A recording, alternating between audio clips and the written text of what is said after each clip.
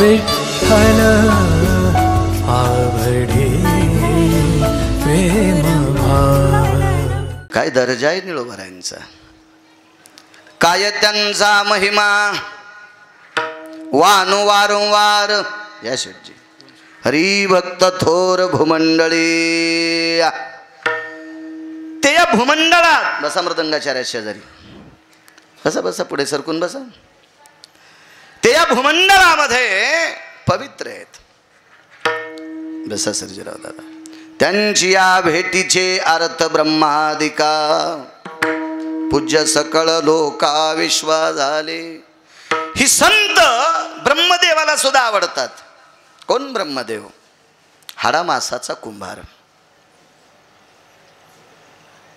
मातीची गाडगे तयार करणारी कुंभार दादा मृत्यूलोकात खूपशी असतील, पण हाडामासाचं गाडगं तयार करायचा कारखाना ज्याच्याकडे, तो विश्वात एकच कुंभार आहे, त्याचं नाव आहे ब्रह्मदेव.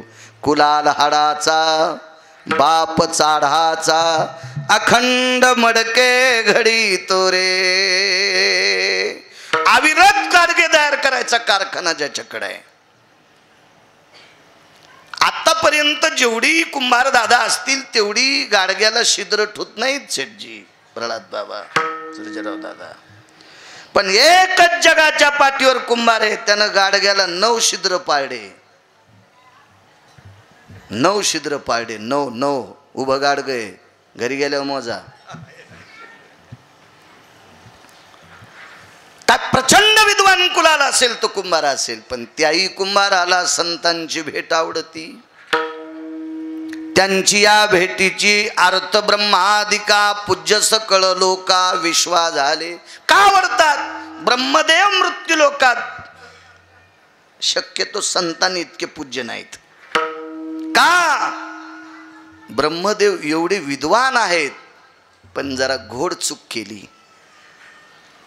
वेदार्थाचा गोवा कन्याभिलाष वेदे नाही आईसे सांगितले. ब्रह्मा कन्येसी धरू जाय, ही चूक केली. वारकरी संप्रदायामध्ये नैतिक चुकीला मान्यता नाही, नाही मान्यता. म्हणून ब्रह्मदेवाने विचार केला, काय संतांचा अधिकार आहे. ज्या ज्या स्थळी संतांचं वास्तव्य, त्या त्या स्थळी संतांचं चंद्र सूर्य तोपर्यंत मंदिर आहे. इतकी मोठी आहेत संत. यमधर्मवास पाहे नित्य काळ. यमाला सुद्धा संत आवडतात. तुमच्या माझ्यासारख्या भंगिऱ्याला नेऊन कदरले ते.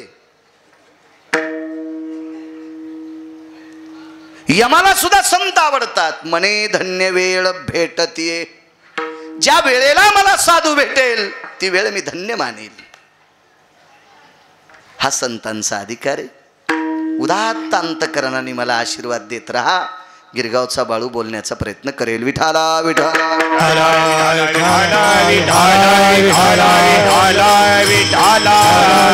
मोठ्या श्रद्धेने भावयुक्त अंतकरणाने यावर या या या या राजभाऊ या.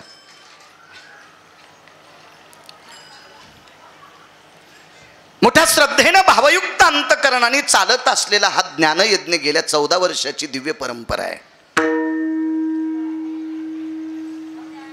अशा या परमपावन परंपरेमध्ये माझ्यासारख्या सर्वसामान्य अल्पज्ञानी छोट्याशा, मला काही फारसं ज्ञान नाही, तरी पण मला या पवित्र गोवर्धन गडावर कीर्तन करण्याचा योग तुम्ही दिलाय, माझं परम भाग्य आहे. सर्व विश्वस्तांना प्रणाम करतो. मठाधिपती आदरणीय प्रल्हादजी महाराजांना दंडवत करतो. गोडसं सहकार्य असे हरिदास शेठ, त्यांना गोडसा धन्यवाद देतो. असंच धर्म कार्य करण्याची सद्बुद्धी तुमच्या अंतकरणामध्ये विटेवरच्या मालकाने देवो अशी भगवंताच्या चरणी प्रार्थना. भगवा द्वारकाधीश श्रीकृष्ण परमात्म्याचं अंतकरण मनोगत त्या परम पावन कृष्ण कथा सांगतेने फिटे पांग, त्या कथेवर थोडंसं मोबाईल खेळू नका राजे. विठाला विठाला विठाला विठाला विठाला. मला काही अडचण नाही, फक्त कॅमेरे आहेत तुमच्याकडं. आणि मग नंतर लोक नाव ठेवतात आपल्याला, चालू कीर्तनात भजने मोबाईल खेळायलेत असं नंतर. कारण जग पाहणार आहे ना, अख्खं ब्रह्मांड पाहणार आहे. ब्रह्मांड तुम्ही 11 लाख दिले, विदेशातल्या पण लोकांनी पाहिलेत देव केलेले, विदेशातल्या लोकांनी. महाराज तुम्ही 11 लाख दिले, हे विदेशातल्या लोकांनी पण ऐकलेत. विठाला विठाला विठाला विठाला विठाला विठाला.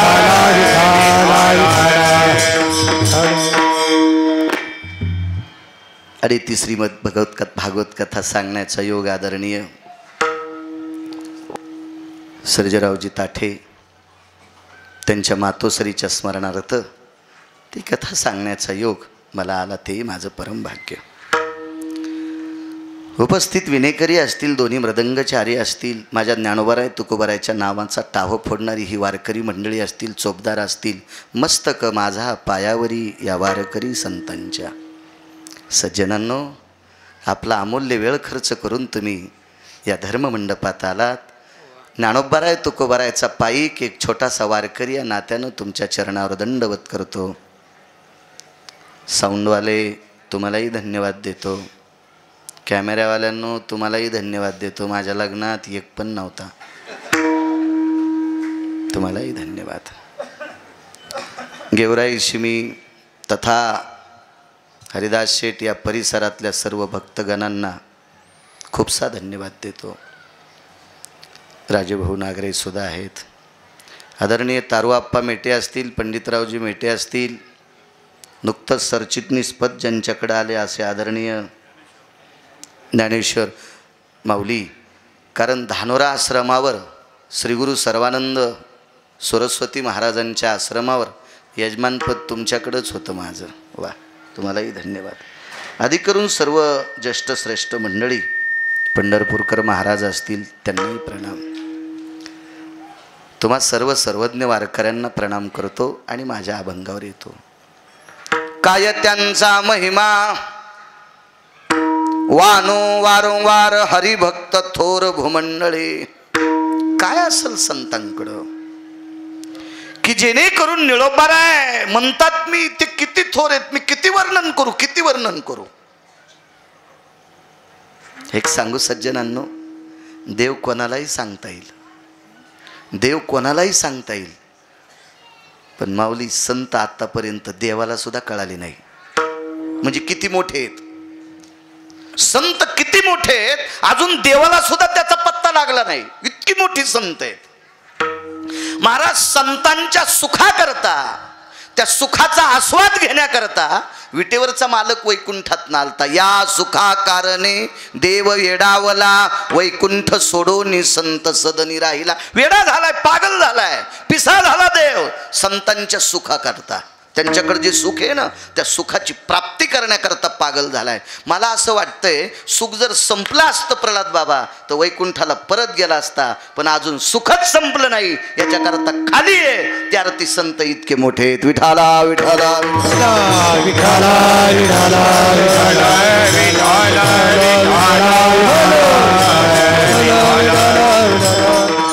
मला सांगा किती देव मोठा आहे हो.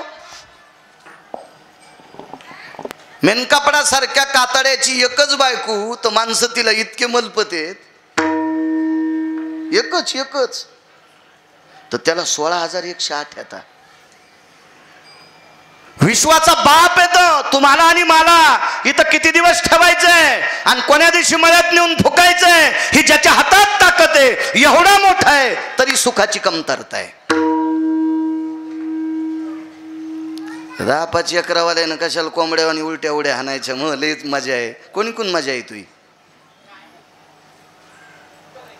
दुःखे विश्वाचा बाप. महाराज देवाला सुख देण्याची ताकद. संताचे सुख झाले या देवा, मनवोनी सेवा करी त्याची, मनवोनी सेवा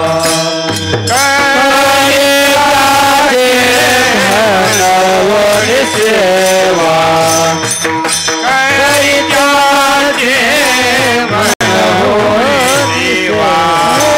संताचे सुख झाले या देवा म्हणावून सेवा करीताची म्हणावून सेवा करीताची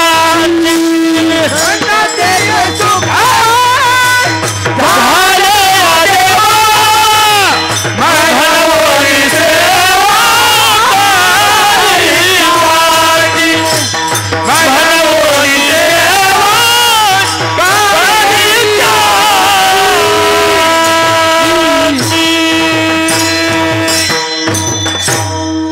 महाराज, देवाला सुख देण्याची ताकद ज्यांच्यात ती मोठी किती असतील कल्पना करा. आपण संसारातल्या लोकांना पुरेपूर सुख देऊ शकत नाहीत, रक्ताच्या नात्यातला. ही आपली श्रीमंती आहे. आणि संत देवाला सुद्धा सुख देतात. याच्या पलीकडे सांगू का प्रल्हाद बाबा, देवाला देवच जर जग म्हणत असेल तर ते ज्ञानोबा आहे तुकोबा आहे मुळे म्हणतात.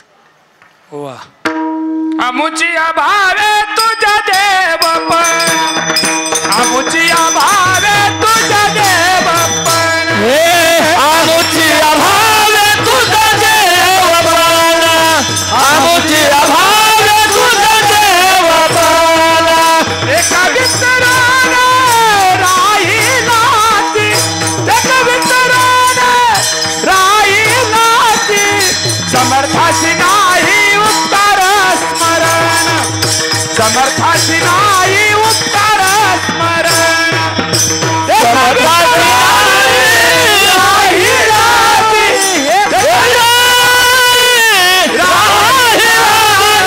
समर्थाशी नाही समर्थाशी नाही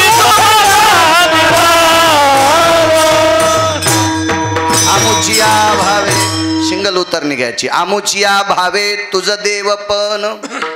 महाराज, संतांनी सांगितलं देवा तुला देवपण कधी आलंय? ते आमच्यामुळं, म्हणजे माझ्यामुळं नाही बरं का. ज्ञानोबा आहे, तुकोबा आहे, नामदेव आहे, चोखोबा आहे, नाथबाबा, सावता महाराज, सेना महाराज, या लोकांमुळं देवाला देवपण आलंय. जर ही संत जन्माला आली नसती माऊली तर ते लक्ष्मीपाशी बसला असता भांडे घाशीत. हरिदास शेठ देव देव देव म्हणजे या देवाचा प्रचार कोणी केला असेल तर संतांनी. आमदार खासदार मंत्र्याचे देव कोण असते? हा, आणि कार्यकर्ते जर नाही बेजार झाले यायला पंख्याचे येडे मोजावं लागतील. होय तारुआप्पा महाराज, चपला उघडूस तर कार्यकर्ते त्या नेत्याचा प्रचार करते, तेव्हा तो नेता खुर्चीवर बसतो. फक्त त्या नेत्याने इतकंच लाजलं पाहिजे, कार्यकर्त्यासाठी काच खाली करी जाय. बोलत जाय त्याला 2 मिनिटं. या पवित्र देशातल्या राजसत्तेतल्या सत्तेवरच्या लोकांचे देव आहेत त्यांचे कार्यकर्ते. ते त्यांना पदावर बसितेत, ते त्यांना मोठं करतेत. माऊली, तसं या नेत्यांना त्यांच्या कार्यकर्त्यांनी मोठं केलं पंडित भाऊ, तसं विश्वाच्या बापाला संतांनी मोठं केलंय. इतकी मोठी संत आहेत. विठाला विठाला विठाला विठाला विठाला विठाला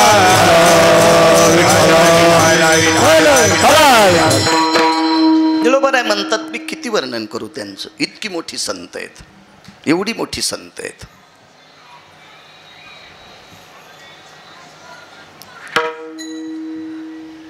काय असेल बरं संतांकडे इतकं मोठेपण? चारुकीर्ती नावाचा एक प्रधान होता. तो समाजानं हिंदू होता, कुळानं हिंदूच्या कुळातला होता. त्याचं नाव होतं चारुकीर्ती.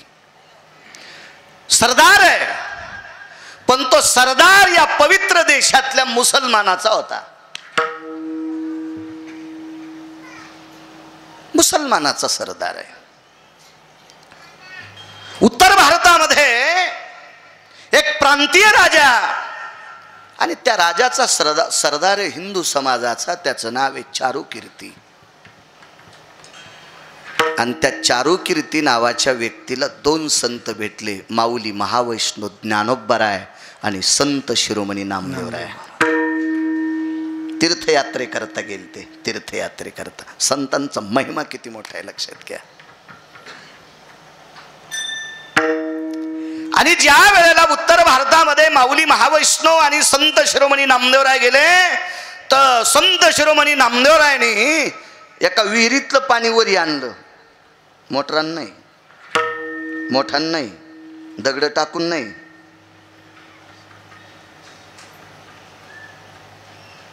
लघिमा नावाच्या सिद्धीच्या बळावर. त्या सिद्धीला लघिमा नावाची सिद्धी म्हणतात. गाथा वाचा लक्षात येईल तुम्हाला. तीर्थावळीचं प्रकरण वाचा, सगळ्यांच्या लक्षात येईल की ती कोणती सिद्धी आहे.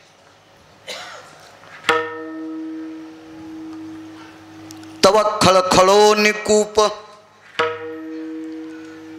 ओसंडून वाहू लागला, जसा कल्पांताच्या वेळेला समुद्र खळखळतोय असं शिभर पाणी इरीत होतं, फक्त शिभर. पण ज्ञानोबरायांनी डोकावून पाहिलं आणि लघिमा नावाच्या सिद्धीला सांगितलं, ए सिद्धी. सिद्धी यायच्या घरच्या दाशा होत्या. हो, अनिमा, गनिमा, लघिमा, कामा, वशित्वा, विशित्वा ही सिद्धींची नाव आहेत. मला जर भेटली ना घंटाक्षी तर सगळ्या मराठवाड्यात पुन्हा मोटरा लावायचं कामच होणार नाही. ए सिद्धी मका भिजव, ए ती अद्रक वाळायली ग. पण सिद्धी स्वप्नात येण्याची लायकी नाही आमची, तर भेटती कशाला. हा,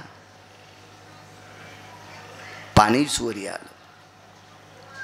चारुकीर्ती नावाच्या प्रधानाने हे प्रत्यक्ष डोळे भरून पाहिलं आणि त्या उत्तर भारतातल्या प्रांतीय राजाला जाऊन सांगितलं, सरकार जहापना गजब हो गया. काय का गजब बोले. महाराष्ट्र के ज्ञानदेव नामक संत है, अपने बाजू का जो कुआ, यायली हिंदी वाला, आपल्या बाजूची जी विहीर आहे का, ती विहीर ओसंडून वाहा लागली. क्या बातें करते आप प्रधान जी. काही कळतंय का आपल्याला, काही भान आहे का आपल्याला. माझं आयुष्य गेलंय त्या विहिरीमध्ये, बकेटभर पाणी सापडत नाही आणि ती विहीर भरून सांडती असं तुम्ही म्हणता. चलिए सरकार, विश्वास करिए. आणि तो उत्तर भारतातला प्रांतीय राजा चारुकीर्ती नावाच्या प्रधानाचं ऐकून त्या विहिरीवर गेले, तर विहीर अशी ओसंडून वाहू लागली. त्या परिसरातल्या पशु पक्षी जनावरं ते वाहतं पाणी पिऊ लागले. ठीक आहे. कौन है? ज्ञानदेव, महाराष्ट्र के संत है जी. 7 में नामदेव है. ठीक है. पण तो बादशाह थोडा रगील होता. माणसं हुशार होते. तुम्हाला सांगू का, पुसटच्या गोष्टीला बळबळणारी नव्हतीच राजे लोक पूर्वीचे. तेजस्वी लोक होते. राज दरबारातली लोक पूर्वीच्या काळात दर्जेदार लोक होती, दर्जेदार. त्यांच्या वाणीवरचा दर्जा, वागण्याचा दर्जा, सगळ्या गोष्टीचा दर्जेदार दर्जा होता भारत देशातल्या राजांचा. ठीक आहे. चारुकीर्ती जी सरकार. अजून एक चमत्कार असला तर मी मान वाकीन. हरिदास शेठ त्या उत्तर भारतातल्या प्रांतीय मुस्लिम राजाने एका ठोक्यात तलवारीनं गाईचं डोकं वेगळं केलं. माऊली, शरीर एक कड आणि डोकं एक कड. ज्ञानोबरायांनी डोळे झाकले. जगदानंद कंद जगतपते, आमच्या डोळ्याच्या समोर एका यवनानं गाय कापावी, आम्ही ती निमूटपणे पाहावी. नामदेवरायांनी डोळ्यावर हात ठेवला. काय प्रभू, काय तीर्थयात्रे करतात ज्ञानोबराय सोबत मला पाठवलंस रे मायबापा. पण मला माऊली महावैष्णव ज्ञानोबरायांच्या सोबत माझ्या समोर गाय कापलेली पाहतोय मी. काय त्यांचा महिमा वारंवार. चारुकीर्ती प्रधान काही बोलत नव्हता. मोठ्यांपुढं काय बोलता येतं? राजा राजा आहे. प्रधान जी अबे गाय जिंदी कर दो बोले. ही गाय जर जिवंत केली तर आमच्या समाजामध्ये फक्त मस्जिदीत वाकल्या जाते, आमच्या मौलानाच्या पुढं वाकल्या जाते, आमच्या काजीच्या पुढं वाकल्या जाते. आम्ही कुठेही वाकत नाहीत. पण माझ्या समोर जर गाय जिवंत केली तर मी तुमच्या महाराजांच्या पायावर नतमस्तक होईल. चारुकीर्तीचे तोंड नाही हसलं, हृदय हसलं, हृदय. कारण चारुकीर्तीला माहीत होतं नामदेवरायचा ज्ञानोबारायचा पावर काय, त्यांचा दर्जा काय, त्यांचा अधिकार काय. आणि चारुकीर्ती नावाची व्यक्ती बादशाचं हे फरमान संत शिरोमणी नामदेवरायांना सांगितलं. पूज्य श्री नामदेवराय एवढी गाय जिवंत करून द्या. नामदेवराय म्हणले काय काम सांगितलं? इतकं सोपं, एवढं सोपं. चारुकीर्तीनं सांगितलं माय बापा श्री गुरु नामदेव महाराज, तुम्ही जर ही गाय जिवंत केली तर चंद्र सूर्य आहे तोपर्यंत चारुकीर्तीची छाती उंच राहील, त्याची मान उंच राहील, तोपर्यंत माझ्या नावाचा कुठेतरी उल्लेख केला जाईल. मोठं प्रकरण आहे. अवधी मागितला होता थोडासा, पण मी वेगात येतो. मृत शरीर गाईचं, शरीराच्या वेगळं डोकं पडलेलं आहे. नामदेवरायने डोकं नाही चोंबाळलं. आपल्याकडं गाईचं दर्शन घेत असताना शेप टिकून घेत असते, अधर्म सिद्धांत आहे. आणि संत शिरोमणी नामदेवरायनं शेपटीकडनं गाय कुरवाळली, त्याची पाठ कुरवाळली, पाठ कुरवाळली, पाठ पाठ पाठ कुरवाळली. आणि कास अशी दुधानं भरलेली होती. दुधानं त्या गाईच्या काशीवर असा स्पर्श केला आणि हे गोमाते आमच्याकरता उठू नकोस ग, पण तुझ्या वासराला जन्म दिलास का ते वासरू दिवस माळाल्याच्या हंबरल ग. आणि त्या वासराचं हंबरणं टाव फोडील ग. कृपा करून त्या वासरासाठी तू उठ ग माझी माय, तू उठ उठ गाय, गौमाते उठ. कशी उठलो गाय? डोकं कापलंय तिचं, कशी उठेल ती? कुरवाळली गाय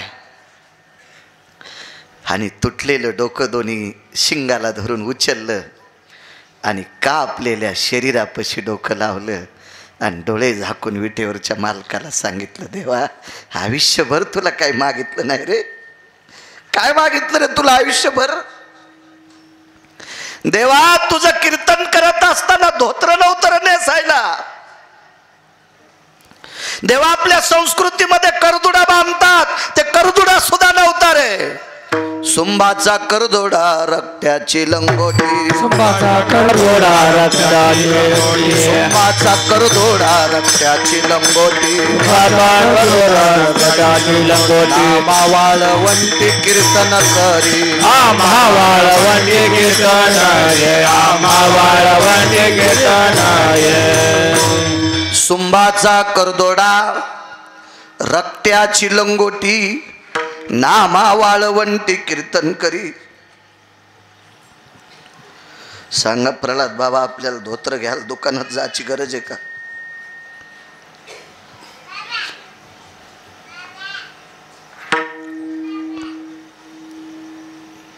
इथल्या 5-7 लोकांना माहिती आहे 95, 96, 97 आणि 98चे 3 महिने मी एका दुकानावर राजेभाऊ 520 रुपये महिन्याला नोकरी करीत होतो.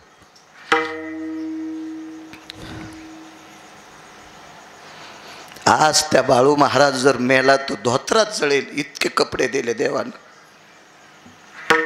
ही फक्त ज्ञानोबाराय तुकोबारायची कृपा. आणि त्या नामदेवरायला कीर्तन करण्यासाठी रक्ताची लंगोटी होती. औपचारिकता म्हणून सुंबाचा दोरा काढून बांधायचा. सुंबाचा करदोडा रक्त्याची लंगोटी नामा वाळवंटी कीर्तन करी. की गरिबी. उभ्या आयुष्यात तुला काही मागितलं नाही देवा. काय परिस्थिती असेल त्या परिस्थितीत जीवन जगलोत रे देवा. हे देवा, पित्याने बिदरच्या बादशाची चाकरी केली रे. मंगळवेड्याचं भांडार सांभाळलं रे देवा. 7 किलो ज्वारीत 15 माणसाचा महिना जायचा रे. धुवून प्यावा लागायची ज्वारी रे देवा.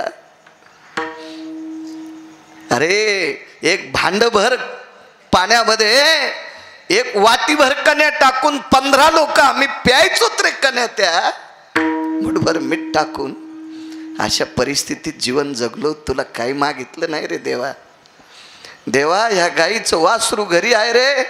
ही 7 दिवसापूर्वी जणलेली गाय रे देवा. एका यवनानं ही गाय कापली रे देवा.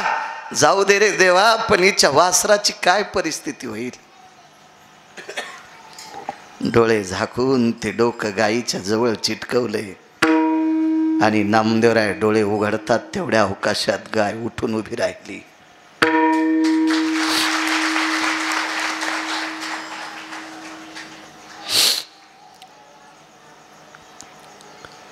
प्रांतीय उत्तर भारतातला राजा हे चित्र पाहत होता.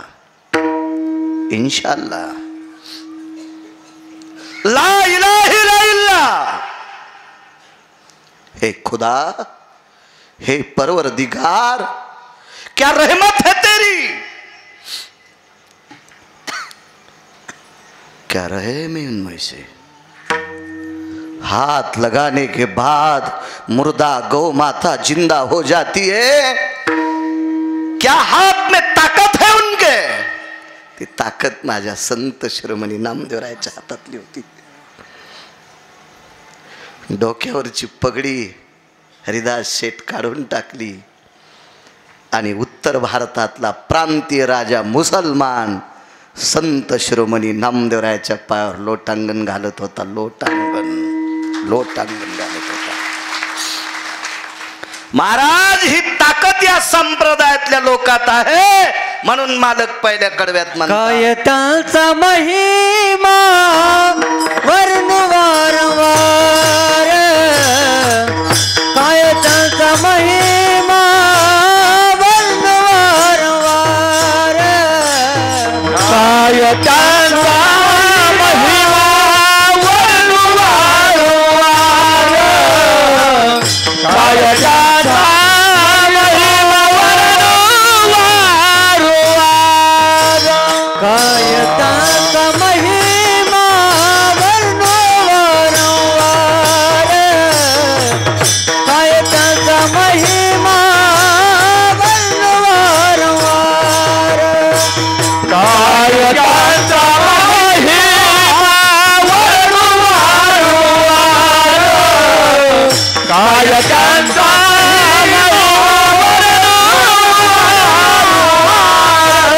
हरी भक्त थोर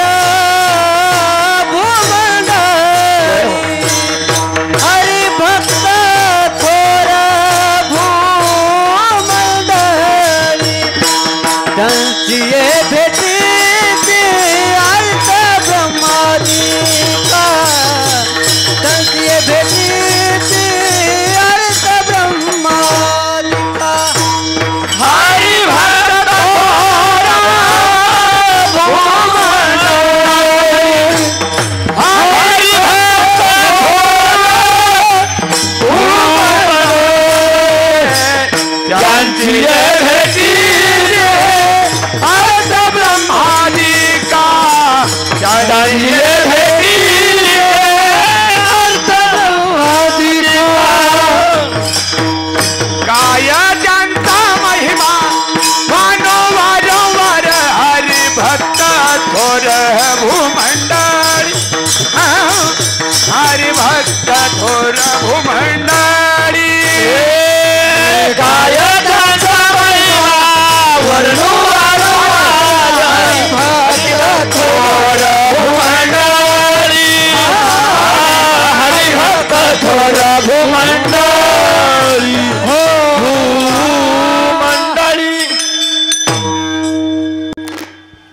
हा संतांचा महिमा आहे.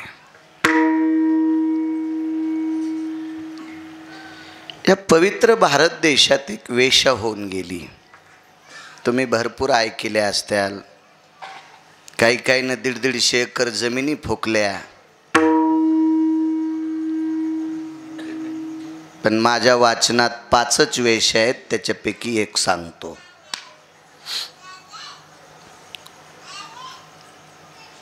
ती वेश्या किती श्रीमंत.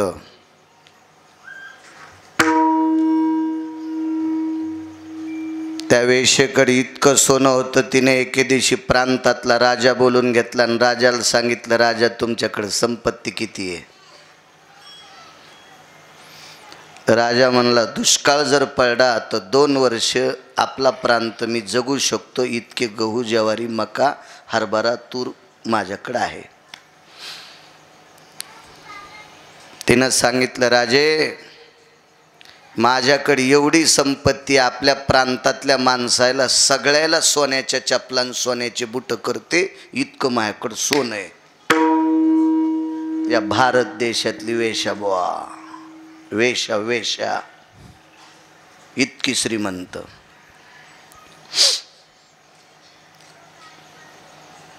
कालांतरानं त्या वेश्येचं चरित्र का सांगतो. त्या वेश्येला एक महात्मा भेटला.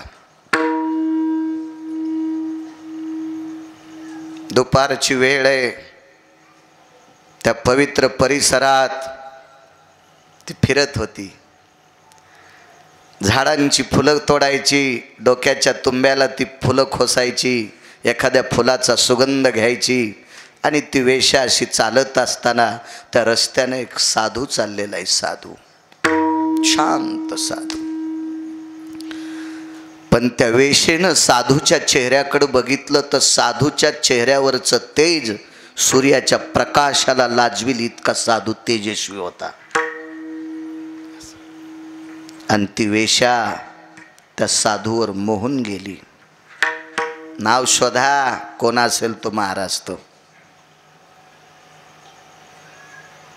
मोहून गेली, आकर्षित झाली. आणि सर्व तो फुलाचा आनंद सोडून ती वेश्या त्या साधूकडे नमली. कोण आपण. मी वारांगण आहे. काय त्यांचा महिमा वारंवारा. संत किती मोठे आहेत. कीर्तनात गोष्टी ऐकायची अपेक्षा ठेवून येत जाऊ नका, तुमच्या पाया पडतो. कीर्तनात संत, पुराण, वेद, शास्त्र, ज्ञानेश्वरी, गाथा ही ऐकायची मानसिकता ठेवत जा, तर कीर्तनाला येत जा. सटाक्या सुटाक्या ऐकायच्या असत्याल तर तुमच्या त्या 3x6च्या डबड्यात आगळ अख्खी घाण भरलेली आहे. उजडूस तर थोतरावच घेत जाते. कीर्तनकाराकडनं ती अपेक्षा करत जाऊ नका. आणि मला वाटतंय तुमची ती अपेक्षा जो कीर्तनकार पूर्ण करेल त्याला नरकात सुद्धा जागा भेटणार नाही. विठाला विठाला विठाला विठाला विठाला विठाला विठाला.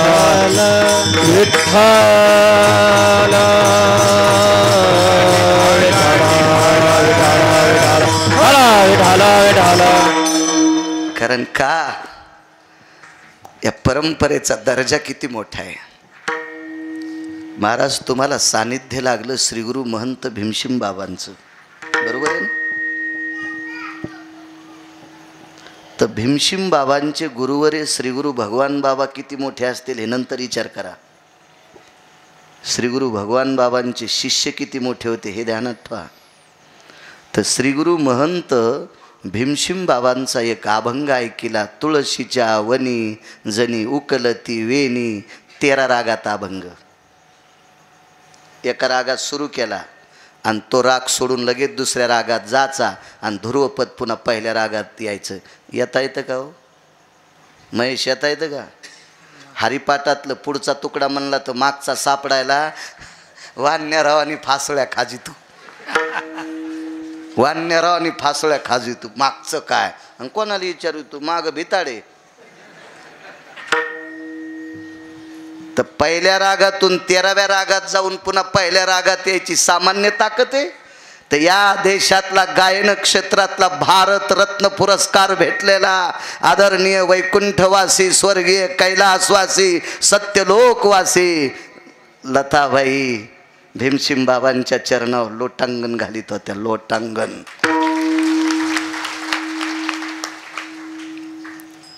गुरुवर्य, मला भारतरत्न पुरस्कार भेटला, पण एका रागातून 13 रागात जाऊन 13व्या रागातून पहिल्या रागात येणं मला सुद्धा जमायचं नाही. भारतरत्न नमत होते. भारतरत्न. इतकी कीर्तनाची परंपरा मोठी. तर श्री गुरु भगवान बाबा किती मोठे असतील लावण जरसं खाजी जाण कधी कधी अंधारात डोकं. इतकी गोड परंपरा, इतकी गोड परंपरा, इतकी. म्हणून या गादीवर सटाके हाणायचं आणि सटाके ऐकायचं काम करी जाऊ नका.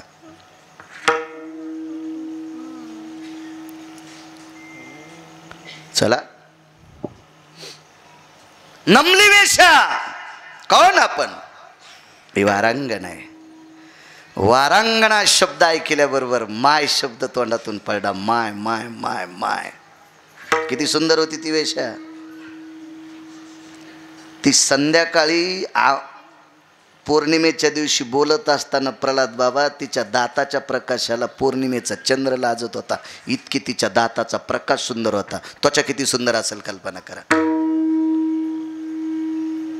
सुंदरपणाची व्याख्या मी कीर्तनात सांगितली होती. ज्या बाईच्या त्वचेच्या सुगंधानं झाडाला फुलं लागावा हिला सुंदर म्हणतात. आपल्या कापसात गेल्यावर पाते गळत येत.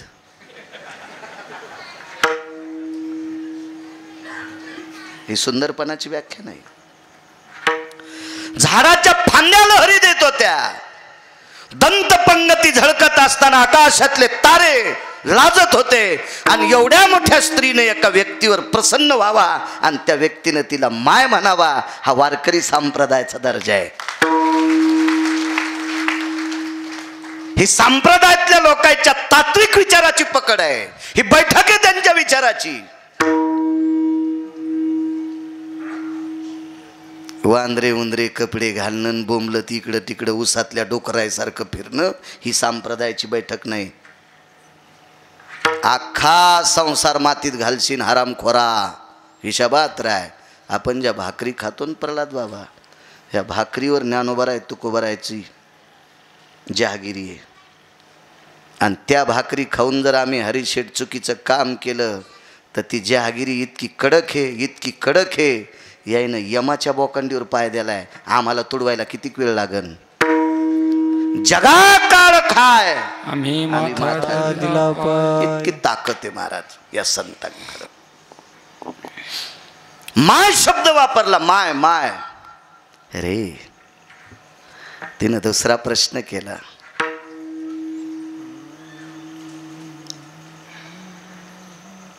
मी तुमच्या तेजाला, तुमच्या तेजस्वी रूपाला भाळले होते, प्रसन्न झाले होते. तुम्हाला माझ्या रूपात काही दिसत नाही? माय दिसतं ना तुझ्या रूपात. काय दिसतंय? माझ्या माईचं रूप दिसतंय. तुझ्या रूपात ह्या जंगलात माझ्या आईचं तेज दिसतंय.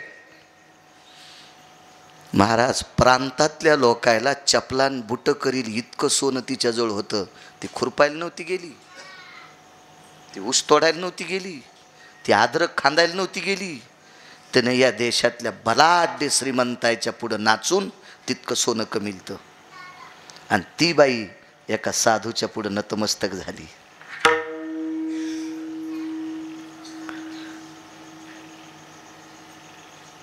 कल्याणमस्तु. माय तुझं कल्याण होईल. तिनं सांगितलं, महाराज या पवित्र भारत देशातल्या मी म्हणणाऱ्या श्रीमंत लोकायला मी वाकील आहे.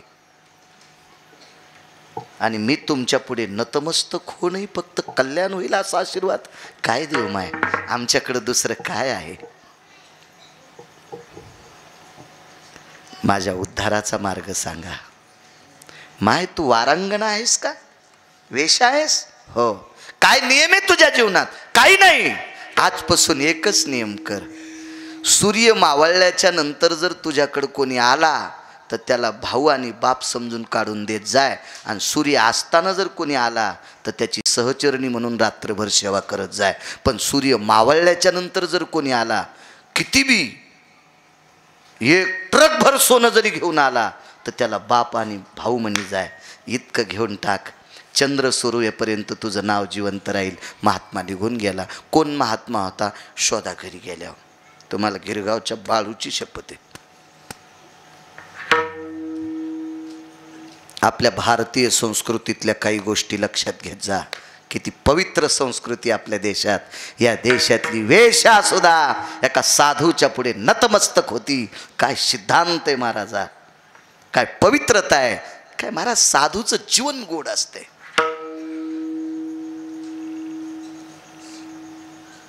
पंडित भाऊ, तुम्ही जगन्नाथ अण्णांची कीर्तन ऐकली असतील. काव्यतीर्थ जगन्नाथ अण्णा. साधूचं जीवन काय महाराज, ज्याची संसारात रती त्याची नसती आरती, ज्याची बायका पोरायच्या भवताल रती त्याची नसती आरती, ज्याची परमार्थात रती त्याची आरती. आरती तुकारामा. श्री गुरु वैकुंठवासी काव्यतीर्थ जगन्नाथ अण्णा पवार. तुमच्या परिसरात त्यांची कीर्तनं जास्त व्हायची. काव्यतीर्थ जगन्नाथ अण्णा पवार. राजेभाऊ, तुम्ही कीर्तन ऐकत नवल नाही. आमच्यासारखे डायऱ्या घेऊन बसत होते. ते जगन्नाथ अण्णांचं कीर्तन होतं. हजारो. मी तर चिल्लर आहे हो, चिल्लर आहे, चिल्लर. वेदांतिक शास्त्री आचार्य पंडित अशी लोक अण्णांच्या पुढे डायरी घेऊन बसायचे आणि त्यांनी सांगा, संसारात रती त्याची नसती आरती, ज्याची परमार्थात रती त्याची आरती. म्हणून आरती तुकारामा. काय पुरावा, काय सिद्धांत लोकांचा महाराजा. वेशा नमली आणि नियमाची चौकट बांधिलकीच आणली.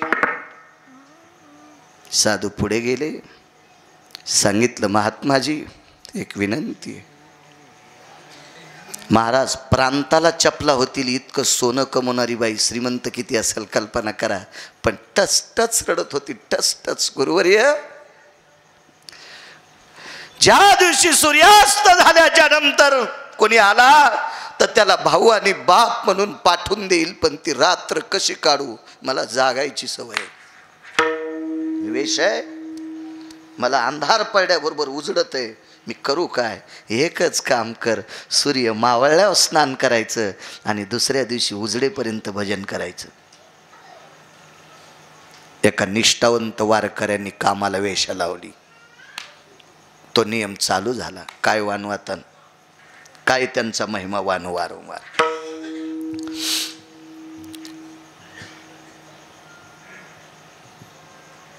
महिना, 2 महिने, 3 महिने, 4 महिने उलटले.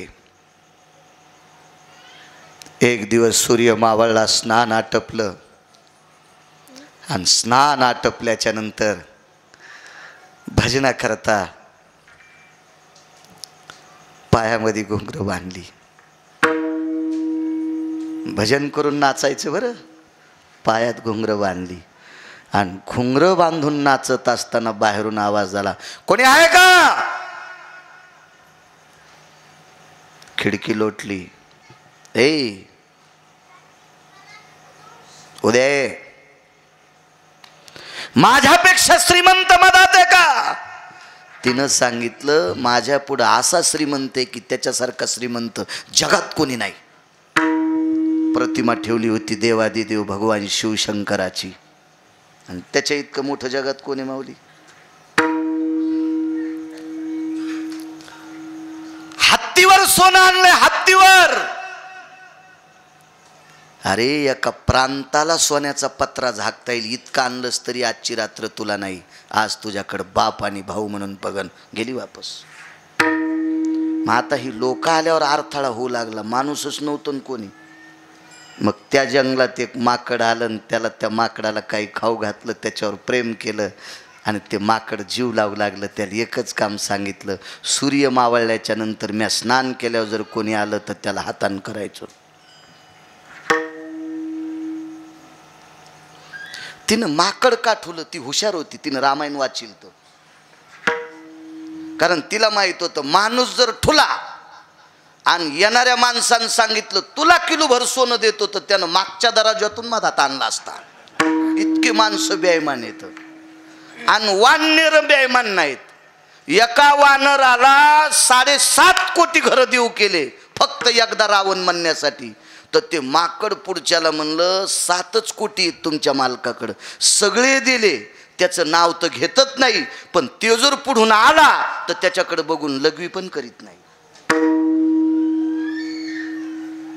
यावत त्वं नाम्नेयां दृशे नैसर्गिक विधी संपादनो ततानना पुटं भय व्याप्ती दिशायां त्यागेषु बळा नैवं गांजा कसम लिखितम. नैसर्गिक विधी म्हणजे 1 आणि 2 हे सुद्धा त्याच्याकडे बघून करायला नाही. आम्हाला सोन्याची लालूच दाखवतो का? रामायण वाचणारी वेशा होती म्हणून माकड मित्र केलं. तिनं आंघोळ केल्यावर कोणी आलं की ते लगेच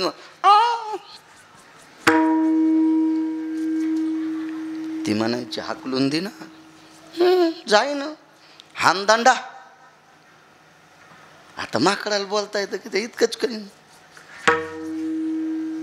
त्याच अंग इचकीत होतं. 2-2 पायाचे माकडं कोणाचं इचकायली, केवढ्याचं माघारी इचकायली हरिदास शेठ. केवढ्याही माणसाचं ज्याला बायको कदरली ते मोठ्या लिहायचं इचकीत. लायकी आहे काय हो माकडायची. चला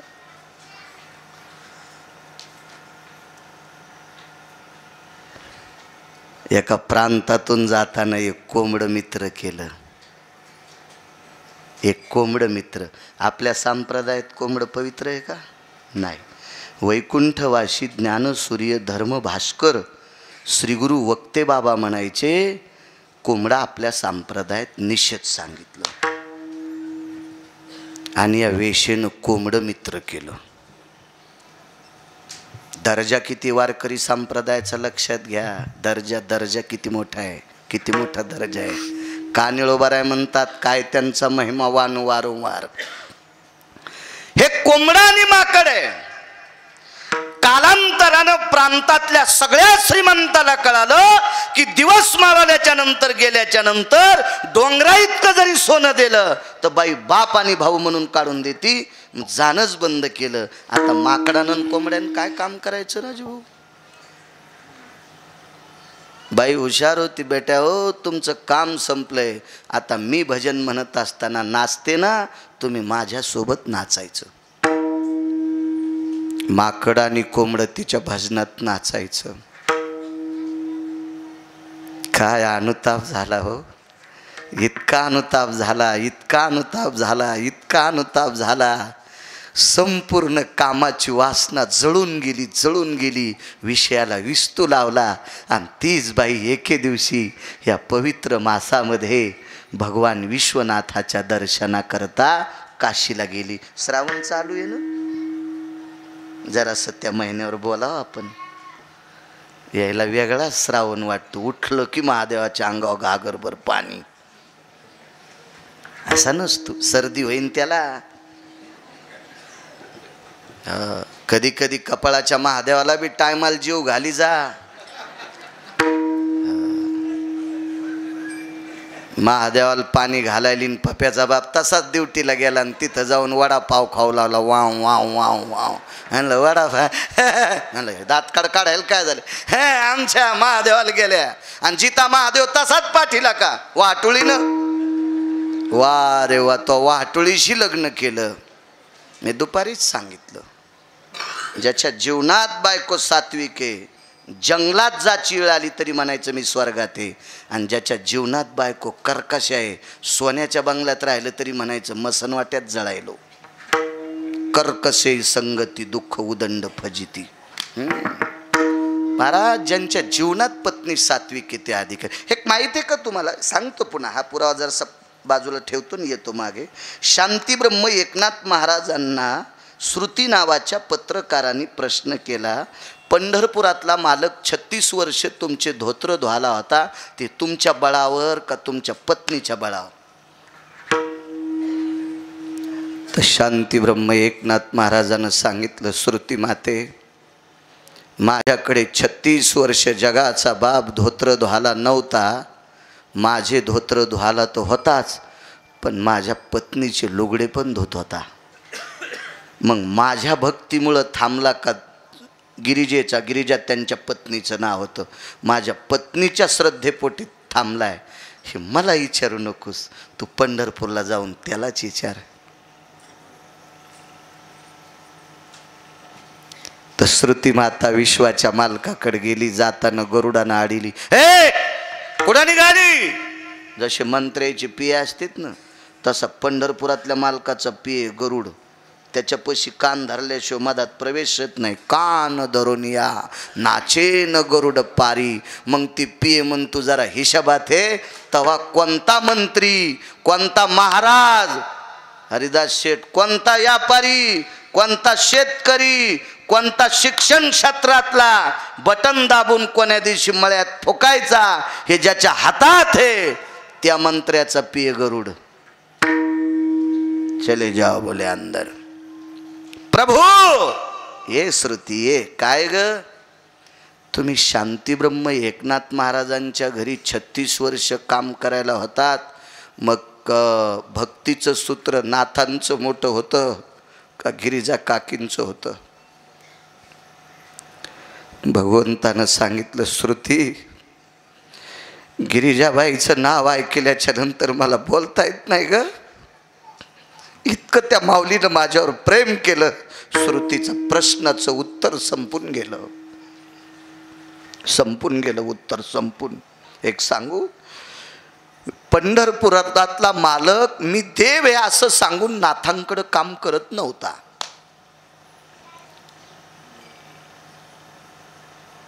बायको चांगली असल्यावर काय होतं याच्यावर सांगायला पुन्हा येतो इकडं. मला ना दे, दारे धरता धरता गवत उपटायचा. पण यष्टी मुक्कामाला नेतो, लांबून येऊ द्या, ताण घेऊ नका. तर पंढरपुरातला मालक मी देव आहे म्हणून काम करीत नव्हता. देवाला काम करू दिलं असतं का? मी जरा आधा कदा तुमच्या जिनिंगवर आलो आणि मी म्हणलं, शेठजी हे कापसाचे बोंड पांगले जरसे जमा करू का, तुम्ही करू देता का मला? मला तर देवाला कोण काम करू देईन? मी देव आहे असं सांगितलंच नव्हतं. श्रीखंड्याच्या रूपात भाकरीसाठी चाकरी केली आणि एके दिवशी पाण्याची कावड भरून आणल्याच्या नंतर कपाळाचा घाम खाली पडत होता. स्वयंपाक करता करता गिरिजा काकीनं पाहिलं आणि अंतःकरण तुटलं. नाव सांगत नाही, गाव सांगत नाही, म्हणून आम्ही याचं नाव श्रीखंड्या ठेवलंय. श्री या शब्दाचा अर्थ लक्ष्मी असं नाव ठेवलं. आणि काय आमच्याकडे काम करते. म्हणून शांती ब्रह्म एकनाथ महाराज पूजेला बसले होते. नैवेद्यासाठी भात शिजत होता. तो भात सुवर्णाच्या पात्रात टाकला, त्याच्यावर तूप साखर दूध घातलं आणि आवाज दिला, नुसतं बहालं, श्रीखंड्या इकडे ये. आईसाहेब तुम्ही सोहळ्यात आहेत, तू तरी वल्या कपड्यानंच पाणी भरतोस ना, सोहळ्याच्या पलीकडचं सोहळे ये मध्ये. आणि बसायला पाठ टाकला आणि सांगितलं, श्रीखंड्या तू आमच्याकडे एवढी सेवा करतोस रे, पाणी भरतोस, इतका भात खा ना. आई साहेब मालक पूजेला बसलेत, देवाचा नैवेद्य जाऊ दे, कोणी सांगत नाही, नैवेद्याचा भात पुन्हा दुसरा शिजवते.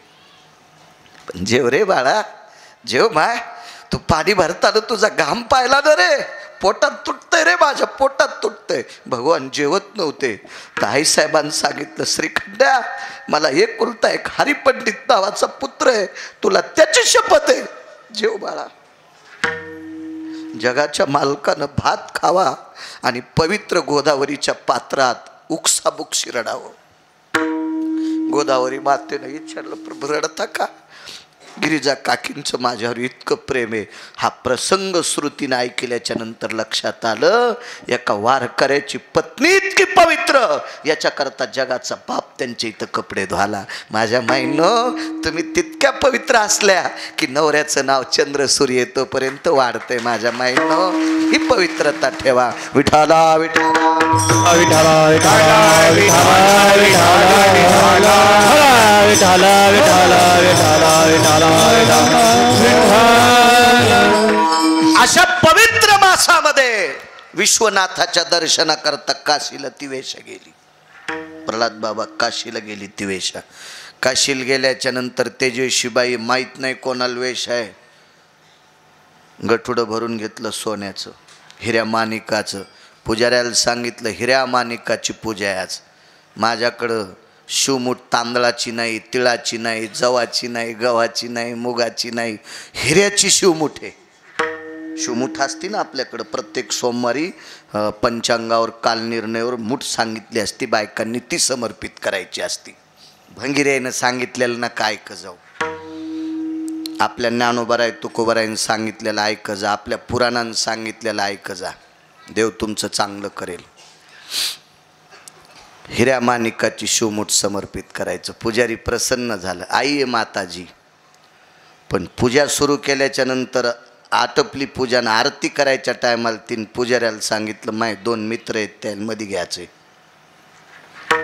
माय 2 मित्र आहेत त्यामध्ये घ्यायचे. पुजाऱ्यानं सांगितलं कोण आहेत, एक माकड आणि एक कोंबड आहेत. ते म्हणला लागला अध्याय. आणि भगवान काशी विश्वनाथाच्या मंदिरात कुठं कोंबडं येत असतं का? माकडायचं ठीक झालं वा, दररोजा उघडायला आल्यावर कुठं घुसतील, पण कोंबड्याला कसं येऊ देतील? आणि मला पुजारी पद जाईल ना माझं मातीत. ते म्हणले काही जात नाही, सगळे मग ऐकतेत गे. टॅबला खालून द्याल्यावर कोणी बी ऐकत हो.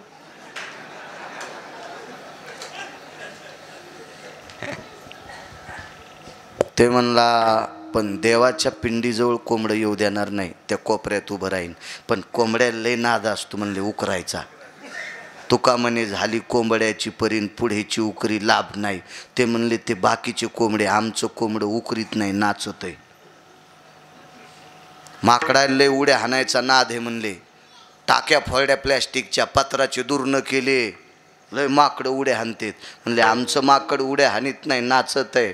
पाहतो का तळवे त्याचे, तळपायाला कातडं नव्हतं राहिलं, इतकं नाचायचं भजनात. आरती झाली.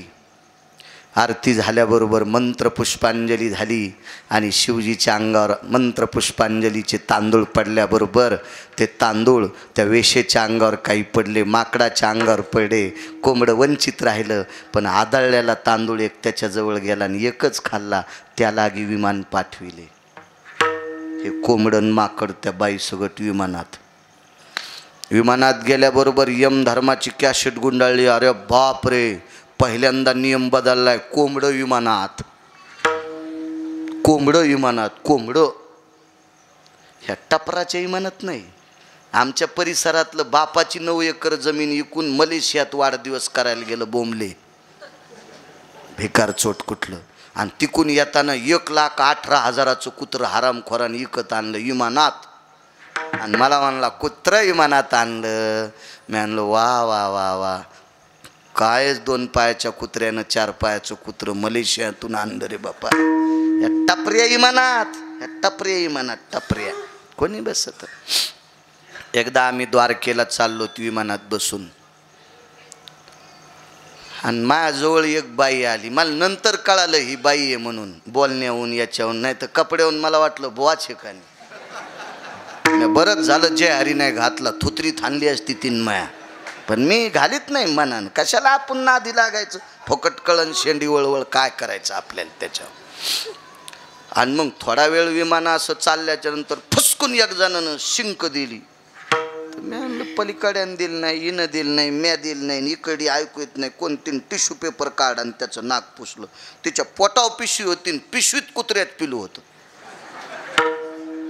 पैशावाली कुठं जोर दाखवते त्याचं काय मेळच नाही, काय मेळ नसतं. पैसे लय झाले म्हणजे शिस्तीत वागतेत असं थोडंच. एकदा तिरुपतीला चाललो आणि माया नशीबच फुटका, असे दलिंदरच शेजारी येतात माया. ते आपलंच नशीब काळं, पांढऱ्या पायाचं नशीब. ते दोघं जण पती पती बसणे, नेमकंच लग्न झालेलं असावं 2-3 महिन्यापूर्वी, आणि मधात बसल्याबरोबर त्याने पिशीतला पेरू काढा. आता विमानात चाकून येऊ देत नाहीत, नेला तर लगेच मध्ये टाका, असंच करतात ना. मला तो धोतरंग असल्यामुळं तर 3-3 बाऱ्या मशीन लावतात. मी आणलं कष्टात कायलं पुरे. ते म्हणले तुम्हाला लय मिरे असत्यात. अरे काय नेऊ म्हणलं बाप्पा, कष्टात ज्यानं आणलंय ते तुम्हाला गवसतच नाहीत, आणि तुम्ही सज्जनालाच बदके आणतात. मनातली मनात कुठं बसावं त्यानं वापस काढून दिलं असतं. येरी म्हणायला लागलो मी. तपास म्हणलं बाबा, अजून एखादी मशीन असली तर तोंडात घाल. कुठं त्याच्या नादी लागावं. आता ते शासनाचा माणूस असतंय, ते चौकटीतला आहे बिचारा. आपण काय म्हणा. बसलो ती मनात, शेजाऱ्यानं पेरू काढा. तर त्याचे हात असे कोमल होते ना, माझ्यासारखे थोडेच हळदीतलं तण उपटीन आले, चरबट हातन नाही. तर मी म्हणलं आता चाकू तर नाही, या दोघांमध्ये एकच पेरून हे नवरा बायको येतं, आणि यायला दाबून फुटायचा नाही, हे कसे करते. बरं मी म्हणावं मी फोडून द्यावा, तर त्याला मराठी कळती का नाही त्याचा बी मेळ होता ना. कळती का नाही काय माहीत म्हणलं मराठी. पण मग त्या बाईनं लगेच टिश्यू पेपरनं असा तो पेरू पुसला. त्याच्या बाजूला जरसं ते असतं ना, ते पाठीमागून त्याचे ते टरकलं काढे असं पुसलं. आणि मला वाटलं महादेवाला आधी देईन, महादेव म्हणजे तिचा मालक. हरिदास शेठ तिनं एका जागेवर असा चपका हाणला. तर मला वाटलं जाऊ द्या, भुगीक लागली असेल, बऱ्या घरची बाई आहे. तिनं पुन्हा त्या जाग्यावर एकदा पुन्हा पेरू टोकारला, आणि मग ममुल्याच्या हातात द्याला. ते बैल होता ना 2 पायाचा, त्याच्या हातात द्याला. तर मला असं वाटलं देवा काय पाप आहे, बायकून आधी पेरू खावा आणि ते उष्टा पेरू नवऱ्याला द्यावा. पण जाऊ द्या म्हणलं, पेरू मोठा होता, त्यानं जागा बदलावा ना, खाण्यासाठी जागा बदलावा ना. प्रल्हाद बाबा त्यानं जागा नाही बदलली, जिथं बायकोचे दात लागले तिथंच कच्चून तोडला. इतकं मला कस्तरी होत होतं, मला वाटत होतं ह्या पापानं इमान जाग्यावर जळत आहे, जाग्यावर. मेला रे बाळ्या. हे बारीकसा फोन होता, पप्याच्या माईला फोन लावून सांगावा आमक्या आमक्या ठिकाणी डबक्यात पैसे ठेवलेले, सांभाळा रे, हिशाबात खा, बऱ्यापैकी जमीन आहे, पोराला म्हणावा नीट राह रे, कोणाकडं अशी बुलेटच्या अशा चक्रा गिकरा कटगिट हाणू नकोस रे, हिशाबात राह. मी लय महाराष्ट्रातलं तूप खाऊन तुला कमी लय रे, हिशाबात राह. पण लाईन नव्हती आमच्यावर घेतल्यावर. लय तुमची खसखस पिकली, तुम्ही लय तुकाराम महाराजाचे चुलते आहेत का? तुमचे चेहरे पाहिल्या पाहिल्या कळत कसे बांध कोरितात. हा, रोडवर लावायची वेळ आली मका, रोडवर. हो, रोडवर आणि मधात बदाड पडू दे तू, आणि आमच्यावर घेतल्यावर खसखस हसायले तू. वा वा वा, काय साधू आहेत बापा तुम्ही. विठाला विठाला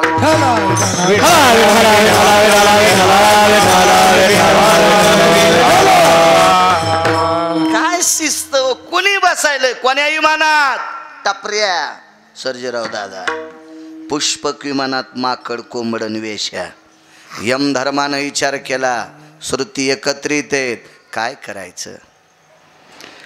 पण श्रुतीनं यमधर्मानं विचारलं, पुण्याचा लेखाजोखा बघितल्याशिवाय विमानात बसता येत नाही, म्हणून आपण कोंबड्याला माकडाला आणि त्यांच्या मालकिनीनं बोलण्यापेक्षा आपण 2 मालकाला बोलू, एक पंढरीतले मालक आणि एक काशीतले मालक, दोघांना बोलायला सुरुवात केली. काय प्रकार आहे. शिवजीनं सांगितलं, यमधर्म महाराज, हे श्रुती पंढरीतले मालक साक्षीला आहेत, तुमची शंका कशाची?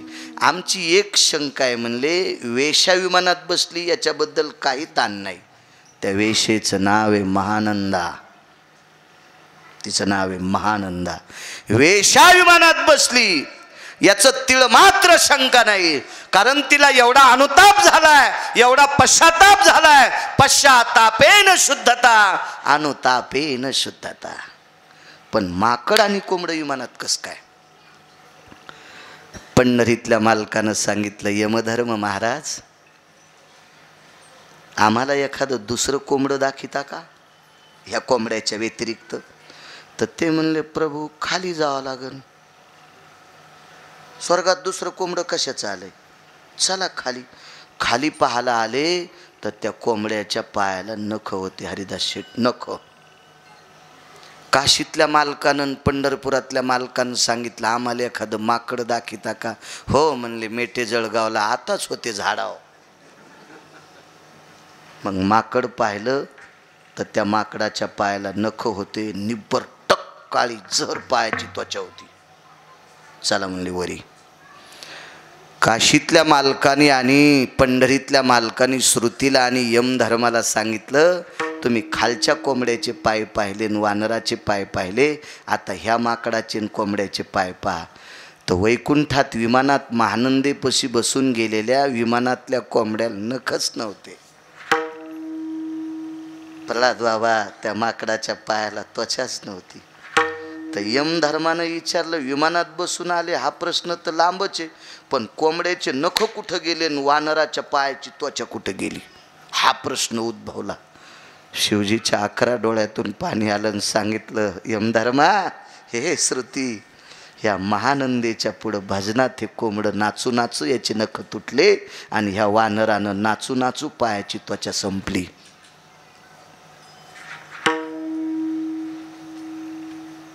यमधर्माचा दुसरा प्रश्न. माकड आणि कोंबडं भजनात नाचलं याच्याकरता विमानात बसलं, पण वेशीला हा अनुताप कसा प्राप्त झाला? म्हणले तिला विचारा, आम्हाला नाही सांगता येणार. यमधर्मानं आणि श्रुती मातेनं महानंदेला प्रश्न केला, माय माकडाला आणि कोंबड्याला विमानात तू पुष्पक विमानात वैकुंठात कैलासात स्वर्गात सत्यलोकात आणावा एवढा तुझा अधिकार मोठा आहे, पण तू वेश्या असताना तुला अधिकार कोणी दिला? तिने एका साधूचं नाव सांगितलं आणि अंतकरण गदगदून आलं. यमधर्म महाराज, त्या साधूची कृपा माझ्यावर झाली म्हणून माझ्यात तो दर्जा आला आणि मी माकडाला आणि कोंबड्याला विमानात नेलं. महाराज माकड आणि कोंबडं वेश्या वैकुंठात पुष्पक विमानात जावा इतका दर्जा वेश्याच्या जीवनात येतोय.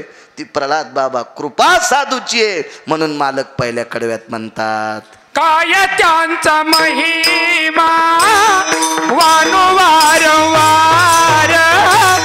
हरी भक्त थोरा हो मंडळी, हरी भक्त थोरा. काय त्यांचा महिमा वारंवार हरी भक्त थोरा हरी भक्त महिमा वारंवार, काय त्यांचा महिमा वारंवार,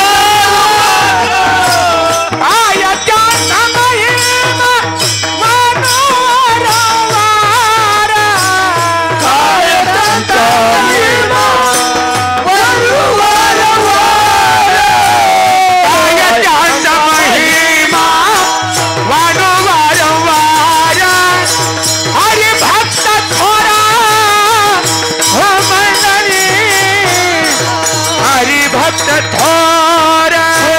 काय त्यांचा महिमा वारंवार, हरी भक्त थोरा हो मंडळी, हरी भक्त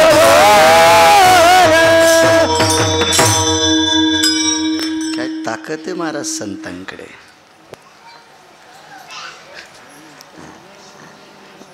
साडे 11 ते 12 मिनिटं वेळ राहिला. एक मुद्दा मांडतो तुमच्या पुढे.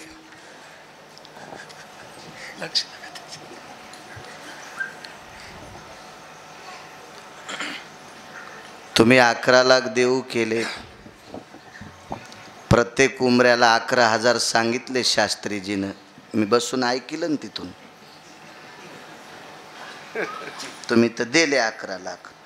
कमीत कमी गरीबात गरीब माणसाला 11,000 सांगितले.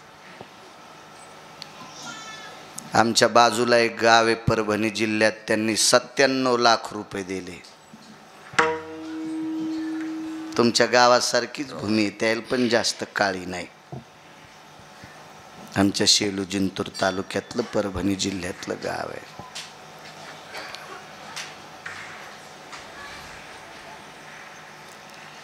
आमच्या परिसरातल्या एका वारकऱ्याने श्री गुरु महंत भगवान बाबांकडनं एक नारळ आणलं होतं. ते नारळ होतं सप्ताहाचं. पण कर्मनो गहनो गती, काळ साधा होता, काळ बिकट होता, परिस्थिती नाजूक होती. त्यावेळेला सुद्धा लोकांना देण्याची इच्छा होती, पण तितके पैसे कोणाकडनं होते. 50 वर्षापूर्वी तुमच्या गावात 11 लाख गौसले असते का? सांगा बरं इमानदारीन, करा बरं हातवरी कोणी. बस गौसले असते का प्रल्हाद बाबा? काळच गरिबीचा होता ना, बिकट काळ होता, साधा काळ होता. परिस्थिती नाजूक, कर्मनो गहनो गती. वैकुंठवासी श्री गुरु भगवान बाबांना देव स्वरूप व्हावं लागलं. पण त्या वारकऱ्याच्या अंतःकरणात ती भावना तशीच राहिली. ते वारकरी होते मोरेगावच्या बाजूला ब्राह्मण गाव, आणि त्या ब्राह्मण गावामध्ये वामन महाराज त्यांचं नाव होतं. साधे वारकरी, निष्ठावंत वारकरी, निष्ठानिष्ठी करणारा नाही. भजनाला खा कधी मधी आणि गरम स्वयंपाक खाला आधी असे नव्हते. निष्ठावंत वारकरी होते. पण एके दिवशी त्या वारकऱ्याच्या अंतःकरणातली भावना,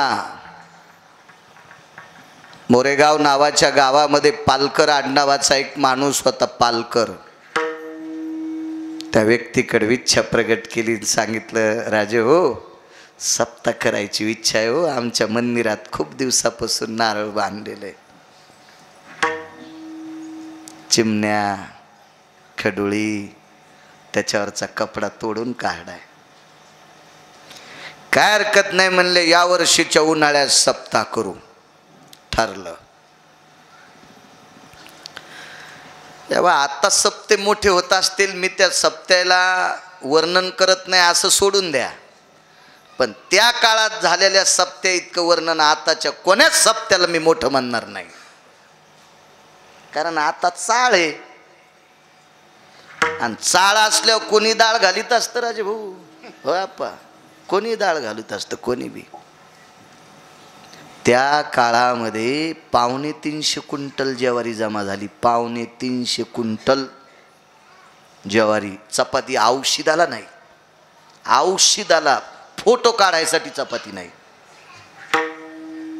ज्ञानेश्वर माऊली 350 क्विंटल ज्वारी. 18चा पाठा होता गिरणीचा. 1.5 महिन्यापासून ज्वारी दळू लागले. तितक्या ज्वारीचं पीठ टाकायला घर पण नव्हतं कोणाकडे चांगलं. एक जणाच्या पत्रात गाईच्या गोठा रिकामा केला. उन्हाळे दिवस, झाडाखाली गाई बांधा सावलीला, आणि गाईच्या गोठ्याचे पत्र रिकामे केले हरिदास शेठ, आणि त्याच्यात तितकं पीठ टाकलं. सप्ताह सुरू. भाकरी करायला आचारी कोण आणायचा त्या काळात? 200 चुली. 200 चुली. काय त्यांचा महिमा वारंवार. 200 चुली. 200. सकाळी चुली पेटायच्या सूर्योदयाच्या अगोदर, आणि 10 वाजता चुली बंद व्हायच्या. चुलीवर सावली नव्हती. दिवस चैत्राचे होते, आणि चुली होते दुधनेच्या पात्रात, वाळवंटात. प्रल्हाद बाबा चुली होत्या. या बाजूनं 100 चूल, त्या बाजूनं 100 चूल. पहिल्या दिवशी भाकरी करीत असताना बायकांनी सांगितलं, वाळवंटात चूल पेटिल्याच्या नंतर भाकरी चुलीला भाजता असताना भाकरीच्या काठामध्ये वाळूचे कण घुसतील, आणि वाळूचे कण जेवणाऱ्या वारकऱ्याचे दात पाडतील. वाळवंटात चुली कशा पेटवायच्या? मग त्या काळात शेलूला एक तेलाचा दुकानदार होता, आणि त्याच्याकडे रिकामी डबे पडलेले होते 200. त्याला विनंती केली आणि त्याच्याकडनं पत्राचे 15-15 किलोचे टपराचे रिकामे डबे 200 घेतले. एका लोहाराच्या हातानं त्याचे तुकडे केले आणि प्रत्येक चुलीला एक डब्याचं पत्तर आणि त्याच्यावर 8 दिवस भाकरी करायच्या. सकाळचे 5:30 तर दुपारचे 10:15.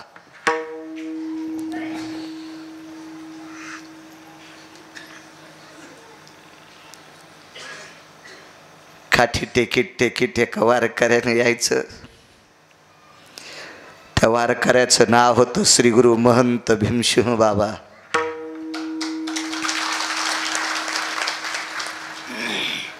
आणि स्वयंपाक करणाऱ्या स्त्रियाच्या 200 बायकांच्या चुलीच्या बदातून बाबा चलत असताना त्यांच्या डोळ्याचं पाणी टिपकत होतं. प्रभू काय प्रेम आहे रे या महाराष्ट्रातल्या मावल्यांना.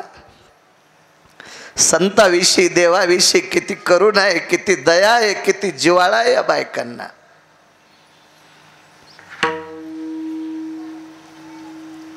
माझ्या माईंनो एक अर्धा बॉम्ब तुमच्यावर याच्याकरता टाकतो, माझा स्वार्थ आहे. काय तुम्ही जर चुका नाही केल्या ना माझ्या माईंनो, तुमच्या पोटी जन्माला येणारी संतती इतकी तेजस्वी होईल आणि ती तेजस्वी संतती या देशाचं कार्य करील, या पवित्र देशाची राखण करील. तुम्ही चुका करता कामा नये.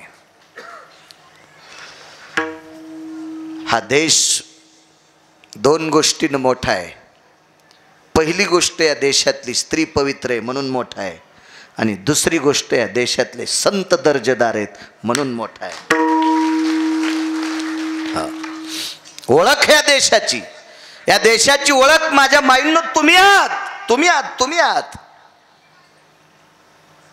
एक जण म्हणला या देशातल्या स्त्रीपेक्षा संत मोठे आहेत. म्हणलं नाही रे, पुराण सांगते या देशातले किती जरी मोठे संत असतील तरी या देशातल्या स्त्रीच्या पोटी जन्माला आलेत, म्हणून संतांना जन्माला देणारी स्त्री किती मोठी असेल कल्पना करा. या देशातली इतकी दर्जेदार स्त्री या देशातली.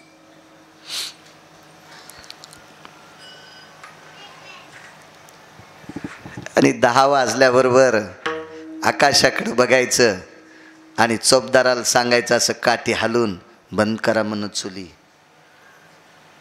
वाळू तापली, त्याच्यातल्या 10-5 बायाला बसायला नारळाच्या रिकाम्या पोत्याच्या बोंदऱ्या. कशाचं बसायला आणि कशाला काय होतं, इतकी परिस्थिती साधी. सज्जनांनो,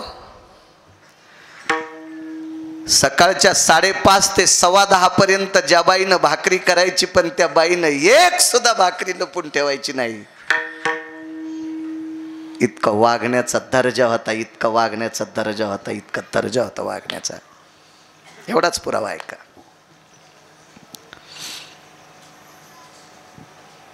आणि माणसं आणि स्त्रिया सगळ्या जेवल्याच्या नंतर त्या 200 बायकांची पंगत बसायची. त्या जेवल्याच्या नंतर ठराविक 100-200 सप्ताहामध्ये जास्त बेजार होणारी माणसं मग जेवायची. आणि ही जेवायला बसणार त्यांच्यासोबत जेवत होते महंत श्री गुरु भीमसिंह बाबा. नारळी सप्त्यात देवघर असते. देवघर महाराष्ट्रातला कमी वयातला सर्वांच्या अगोदर कमी वयात नारळी सप्तात वर्णी लागली असेल तर ती गिरगावच्या बाळूची. एका एकादशीला श्री गुरु भगवान गडावर कीर्तन,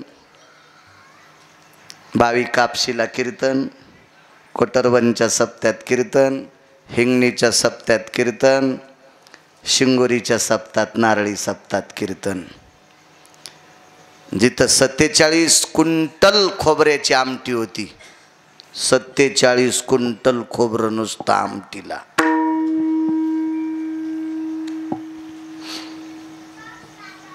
कोटरबनच्या सप्त्यामध्ये 27 क्विंटल खव्याचे गुलाबजामुन. त्या साली दुष्काळ होता, त्या साली थोडा पाऊस कमी कमी पडलेला होता. काय ताकद आहे महाराज या लोकांची, काय ताकद आहे. दोन्ही गडांच्या सप्त्यात आता भेटत असतील कोणाला बी. पण 8 वर्षापूर्वी बाळूची वर्णी या दोन्ही सप्त्यात लागत होती. कृपा माझ्यावर ज्ञानोबा तुकोबारायची प्रल्हाद बाबा कृपा होती कृपा. मला एक जण म्हणला बाळासाहेब, म्हणलं नामांतर करूच नको, मग नाव बाळूच राहू दे, मजा येत असती.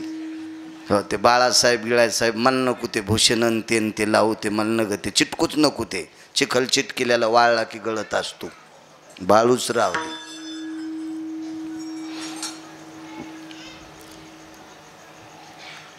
हे लोक जेवायला बसणार तेवढ्या अवकाशात शनिवारचा दिवस होता आणि मोरेगावच्या मधात दुधना आणि दुधनेच्या इकडच्या बाजूला खुपसा नावाचं गाव आहे, ते शेलूकडच्या बाजूने.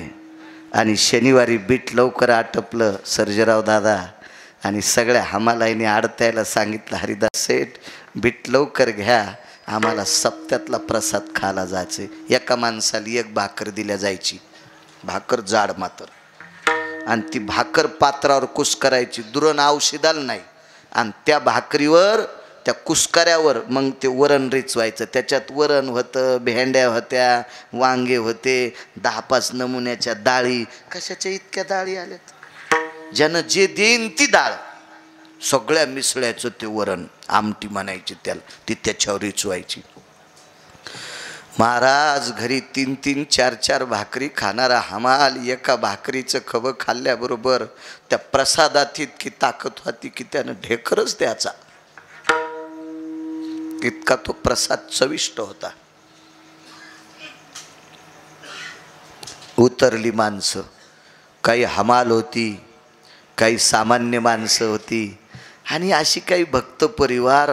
बघितलं वाळवंटाच्या पाळूला तर 700-800 माणसं दिसली. आणि कार्यकर्त्यांनी महंत भीमशिम बाबांना सांगितलं, बाबा आता सध्या स्वयंपाकघरामध्ये 2-2.5 टोपले भाकरीचा चुरा आहे. भाकरी मोडायच्या ना प्रल्हाद बाबा, त्या वाढून वाढून अशा मोडायच्या, चुरा आहे. आणि आपण एवढे जेवतो इतका चुरा आहे.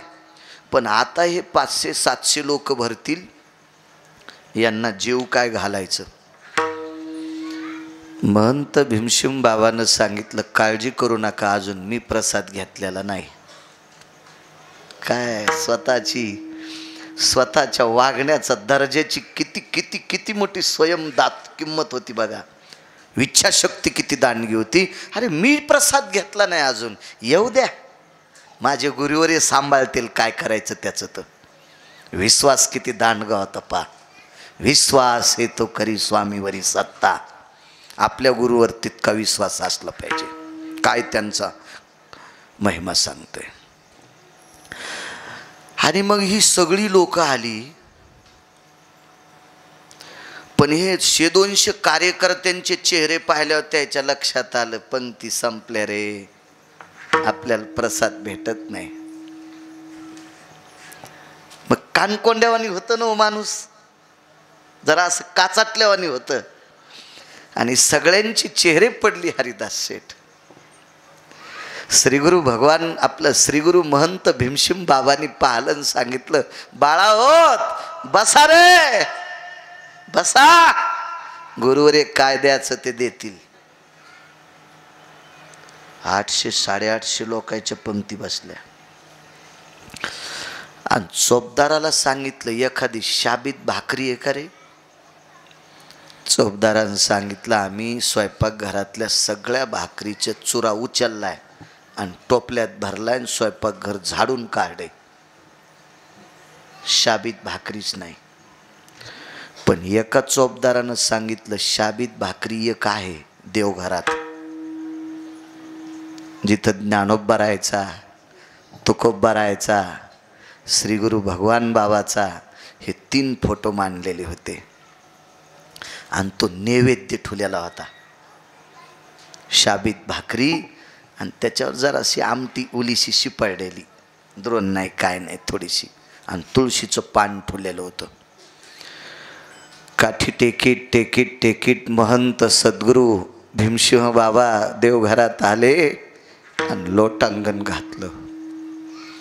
ज्ञानोबरायाला प्रणाम केला, तुकोबरायाला प्रणाम केला. आणि श्रीगुरु महंत भगवान बाबाच्या प्रतिमेकडे डोळे भरून पाहिलं. काय म्हणले, गुरुवर्य तुम्ही दिलेला नारळ आहे. गुरुवर्य ह्या वामन महाराजांना तुम्ही दिलेला नारळ आहे. तुमच्या प्रसादासाठी आलेली गोरगरीब माणसं गुरुवर्य उपाशी जाऊ नये. हृदय कालबेल झालं. काय संकेत आले असतील हरिदास शेठ देव जाणे. आणि महंत भीमशिम बाबांनी तो नैवेद्य उचलला. विनय करायला सांगितलं, बापू हे नैवेद्य चुरा करून सगळ्या भाकरीच्या चुऱ्यावर टाकून दे. टाकून दिला. 700, 750, पावणे 800 लोक जेवले. आणि मग 200 कार्यकर्ते जेवले. आणि मग टोपले पुसून काढले. महाराज श्री गुरु महंत भीमशिम बाबांनी आपल्या गुरुवर्यांची प्रार्थना केल्याबरोबर अन्नपूर्णेनं प्रवेश केला. आणि जाज्वल्य अन्नपूर्णा त्या भाकरीच्या टोपल्यात प्रवेश करते. ही या महाराष्ट्रातल्या पवित्र राज्यातल्या संतांचा इतका दर्जा आहे म्हणून मालक पहिल्या कडव्यात म्हणतात, हरि काय त्यांचा महिमा वरनो में वार, हरि भक्त थोरा, हरि भक्त काय त्यांचा महिमा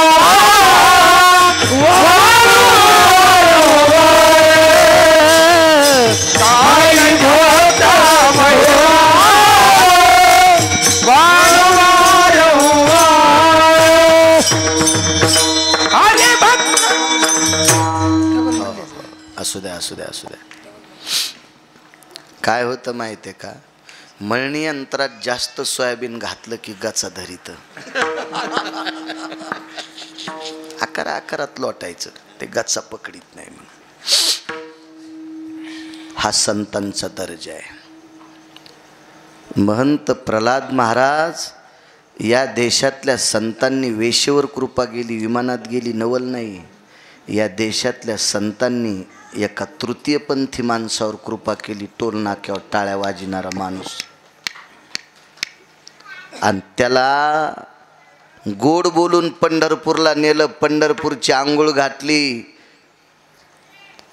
पुंडलिकरायाचं दर्शन केलं, विठोबा रुक्माईचं दर्शन केलं, पंढरपूरची नगर प्रदक्षिणा केली. अनुताप झाला आणि गावात आल्यावर एका मंदिरातलं भजन करायला सांगितलं. भजन करून करून तो तृतीयपंथी मेला. त्यालागी विमान पाठविले. तो तृतीयपंथी वरी गेल्याच्या नंतर ज्यानं सांगितलं त्याच्या गळ्याला धरून रडला आणि म्हणे, गुरुवर्य मी वैकुंठात आलो, मला माहिती आहे, पण खालची लोक माझी निंदा करतील. कोणाची माय व्याली म्हणले तू ही निंदा करायला. आता तू या नावाचं भजन करतील. आणि त्या तृतीयपंथ्याचं नाव मालिकेत घातलं, कानोपात्रा खोदू पिंजारी तो दादू आणि भजनी आभेदू हरीचे पायी. या देशातला तृतीयपंथ इतके पवित्र झाला, त्याचं नाव गाथ्यात घातलं. आपण किती मेल्यावर आपलं नाव गाथ्यात येईल का? आपल्याला तितका दर्जेदार साधू भेटला नाही. साधूच्या कृपेने या देशातला तृतीयपंथी सुद्धा विमानात. काय त्यांचा महिमा वानू वारंवार हरिभक्त थोर भूमंडळी. काय कृपा, माऊली महावैष्णव ज्ञानोबरायची कृपा एका वेश्येच्या मुलीला झाली. ती वेश्या नव्हती बरं, वेश्येच्या मुलीवर झाली. तिचं नाव आहे कान्होपात्रा. धन्य कान्होपात्रा, आजी झाली भाग्याची, भेटी ज्ञानदेवाची. म्हणून या पंढरपूरला आली, देवाचं दर्शन घेतलं, पायावर देह ठेवला आणि देवाच्या उजव्या हाताला अंत्यविधी झाला. भारतातला कोणी जरी गेला तर विठोबाचं दर्शन आधी नाही, मालकिनीचं दर्शन आधी नाही, आधी कान्होपात्रेचं दर्शन. हा दर्जा ज्ञानोबारायामुळं प्राप्त झाला. काय त्यांचा महिमा वानू वारंवार हरिभक्त थोर भूमंडळी. मी त्या दिवशी वागलगावला बोलून गेलो. मराठवाड्यामध्ये ठाकूरबुवा नावाचे संत होऊन गेले. अध्यात्म केंद्र होतं. गुरुजी म्हणायचे अध्यात्माचं केंद्र म्हणजे परभणी जिल्हा. आणि त्या ठाकूरबुवांच्या घरी घोडं एकादशी धरायचं आणि त्या परिसरातला फकीराने मृत्यूपत्र लिहिलं, मैं मरने के बाद हमारी कबर यहाँ पे कर दो. तर सगळ्यांनी विचारलं रस्त्यात कबर कस काय? ज्या परंपरेतल्या लोकांनी देवाला इतकं आळवलं आणि त्यांचा भक्तीचा पगडा या घोड्यावर पडला आणि 72 खोडीचं घोडं एकादशी धरते पंचांग न पाहता. त्या घराण्यातले लोक पंचांग पाहून एकादशी धरीत नव्हते. ज्या दिवशी त्यांचं घोडं चारा खात नाही त्या दिवशी एकादशी असायची. असं दर्जेदार परंपरेतलं घोडं, त्याचे पाय माझ्या कबराला लागावा, त्याची धूळ माझ्या कबराला लागावा. या देशातला एक मुस्लिम इतकी घोड्याच्या पायाच्या टापाच्या मातीची इच्छा करतो. ही वारकऱ्याची ताकद आहे. काय त्यांचा महिमा वारंवार. मगाशी बोलून गेलो, तुमच्या परिसरात अनवा नावाचं गाव आहे. या अनवा नावाच्या गावात डोंगरोजी कुत्र्याची समाधी आहे. चातुर्मासी महाराजांच्या सानिध्यात राहिलेलं कुत्र वैकुंठवासी श्री गुरु वक्ते बाबा म्हणायचे. एकादशीचा वाद झाला.